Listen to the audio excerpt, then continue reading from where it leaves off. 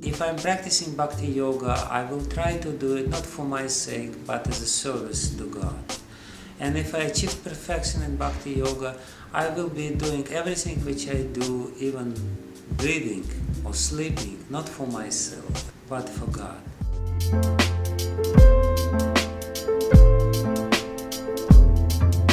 My name is Bhakti Vigьяна Goswami. I'm a sannyasi in International Society for Krishna Consciousness.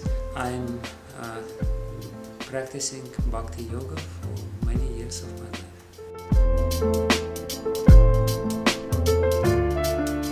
Basically, this tradition about changing the consciousness. It's called Krishna Consciousness Movement.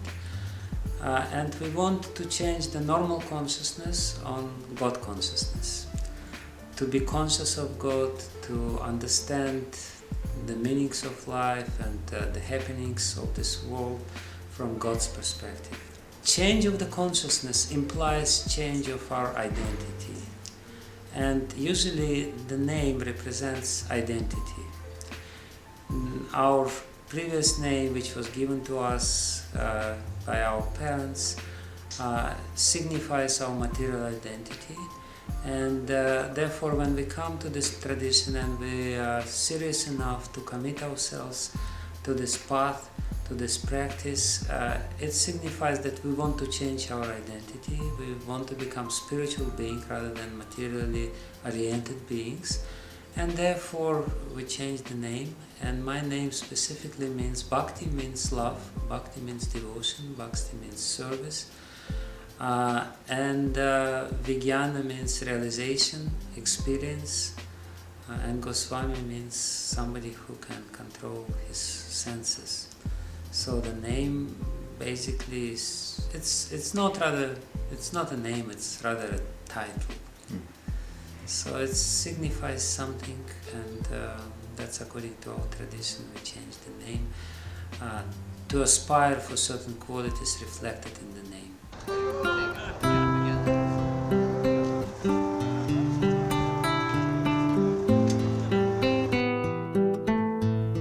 Our movement is firmly based on ancient scriptures, specifically on Bhagavad Gita for beginners and Srimad Bhagavatam or Bhagavata Purana for those people who are serious practitioners.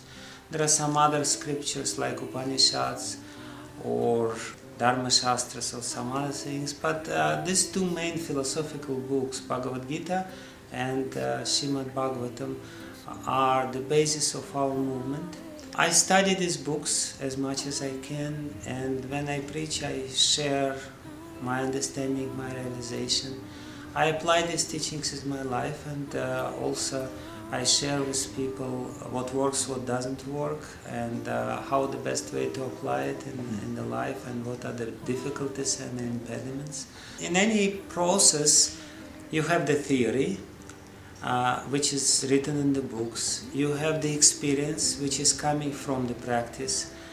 During the experience, you have certain impediments or certain obstacles which you encounter in the past. And you can teach the theory, how it works. You can explain how to apply this theory in your life, in a particular situation of life, in an extreme situation of life, in whatever situation is there.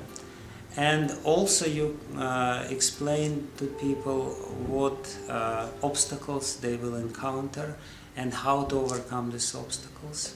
So basically when I preach, I speak about these things. And also there is perhaps another important aspect of what should be taught. That is the goal of our endeavors and aspirations, which should be firmly established in order to achieve it. So that's what I'm talking about while I'm speaking with people and sharing my realizations. Krishna, Krishna, Hare, Hare. Yoga means connection and bhakti means love. So bhakti yoga is the process which facilitates connection with God through love. It's a path of love, it's a path of service, it's a path of surrender, it's a path of selflessness.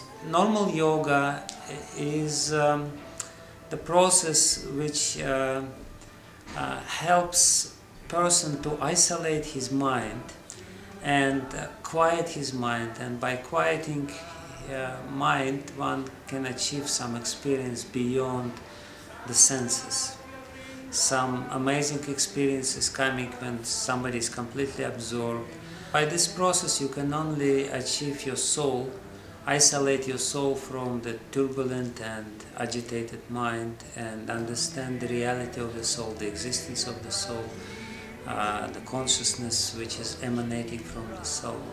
But Bhakti Yoga is the higher path because it not only helps you to understand yourself, but also helps you to connect with God, higher consciousness, your small, minute individual consciousness, to bring into the union with the absolute consciousness called God or Krishna. Bhakti Yoga or Krishna consciousness is the work with consciousness, and that's the beauty of this process, because in other processes you change something externally, like in classical yoga you do some postures, you do pranayama, you do certain things which you normally would not do.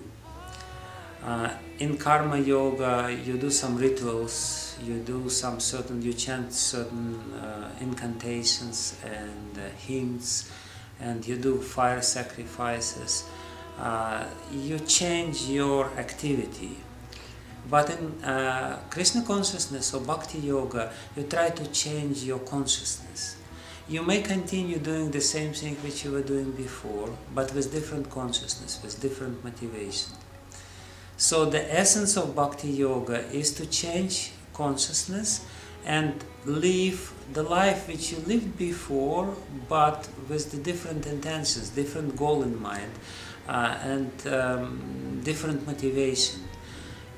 If before I was doing something for my sake, if I'm practicing Bhakti Yoga, I will try to do it not for my sake, but as a service to God. And if I achieved perfection in Bhakti Yoga, I will be doing everything which I do, even breathing or sleeping, not for myself, but for God.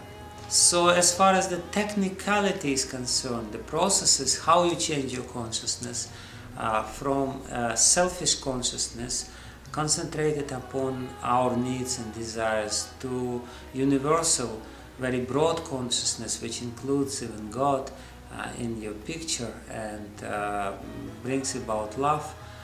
Technically it's very simple. You chant the holy name of God, and by chanting the holy name of God, through this vibration you harmonize your being with the will of God. You live a sattvic lifestyle. It means that you're vegetarian, you sleep less, you go to bed early, you get up early, you meditate every day. So in one sense it's the change, external change, but it's just some practices, very important practices, but the essence of these practices is to change consciousness. And it's not that you're only practicing Bhakti Yoga 1 hour a day or 2 hours a day in the morning when you get up and meditate. The idea is that you will practice Krishna consciousness 24 hours a day by the means of changing consciousness. We chant mantra which is called Maha Mantra, and the sound of this Maha Mantra, vibration of this Maha Mantra, Hare Krishna, Krishna Krishna, Hare Hare, Hare Ram, Ram Ram, Hare Hare. This Mahamantra is coming from Upanishads, specifically from Kalisantarana Upanishad. And it's different from other mantras because other mantras, they require certain conditions to be fulfilled in order to be effective. But this is not mantra proper, it's the name. All the words in this mantra are in vocative case, whereas in other mantras usually the name of God is in dative case. So Krishna means O Krishna, Hare means O Hari. These all names of God. Ram means O Ram. The meaning of this invocation is that we're trying to address God directly.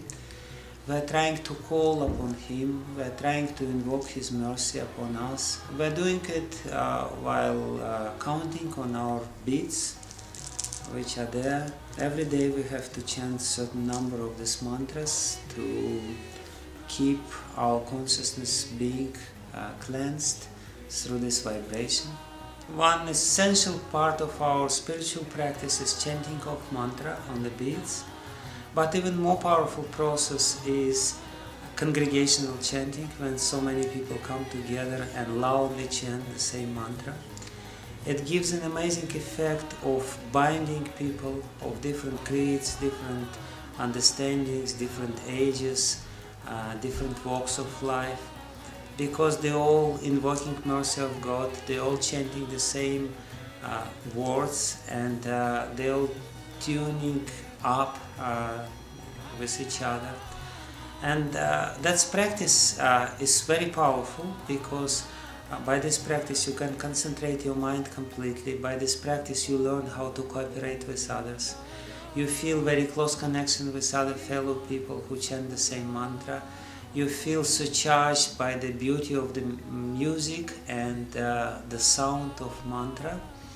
And therefore this practice is considered to be the main practice for this age. In this age, meditation is hardly possible because our minds are very disturbed, our body is weak and we cannot sit for a long time to achieve something in meditation. Samadhi is very difficult because the mind is very unsteady and very restless, and the food is not so sattvic, the environment is quite disturbed in itself. But Kirtan is so powerful that no matter how disturbed you are in your mind, no matter how distracted you are, no matter what you ate today, if you come to Kirtan and try to tune in the sound of mantra, you will feel immense blissful feeling, because sound of mantra is not different from God.